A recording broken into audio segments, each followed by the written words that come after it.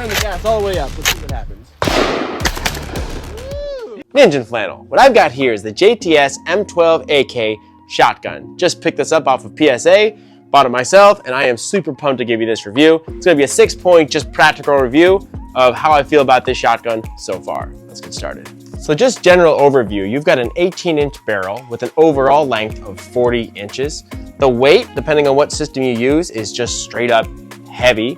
You've got a fully adjustable iron sights. You've got a 4-position gas piston, which is awesome, as well as a Picatinny top rail on your dust cover, which is also hinged with a little spring to help keep it open. Super cool. 1, price. I'm not gonna lie, I strictly bought this on impulse because it was so stinking cheap and I just could not exhibit an ounce of self-control to stop myself. So at $280 on PSA, it's a steal and I would do it again in a heartbeat. 2, Craftsmanship. If you look closely, you can tell that this is a $280 shotgun. But that being said, it's very, very solid. It doesn't feel like it's going to break. It is extremely heavy and there's just steel all over it.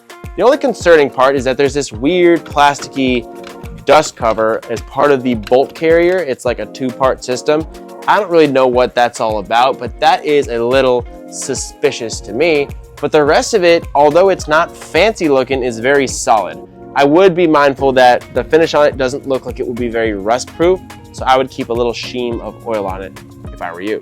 I want to thank the sponsor of today's video, which is called Aura. Now, Aura provides identity theft protection, virus protection, VPNs, and remove your phone number from spam calls. Super cool. It's pretty much body armor for your identity. So check it out. There'll be a link in the description as well as the comment section for a 14-day free trial. Check it out. Now back to the fun stuff.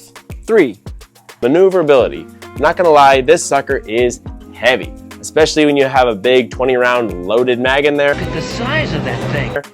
It's just a lot. It's an 18-inch barrel and it is a beast to haul around.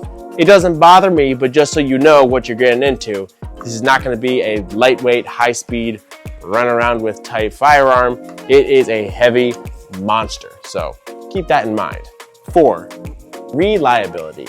That is most likely why you clicked on this video, and for good reason. It's a semi-auto shotgun. It's only $280, and it would seem like that would be an area where it would suffer.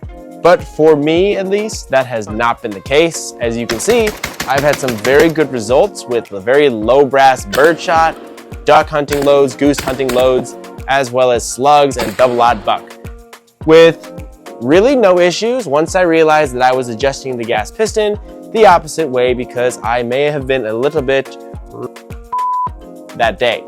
So the gas settings, if you're running low brass birdshot, it's gonna be on 3, which points down, and it runs like a champ. I mean, as you can see, it just rips through them.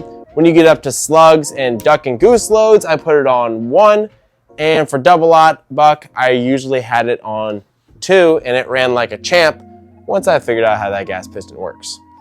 5, magazines. They did a really smart move, and they made this take Sega mags, so there is tons of options everywhere, which is nice because it only comes with these little 5-rounders, which I honestly haven't really used. I ordered a 20-round Sega mag from somewhere else, and it's pretty much what I've been using with it. So magazines, 10 for 10, that's really, really nice. 6, Recoil.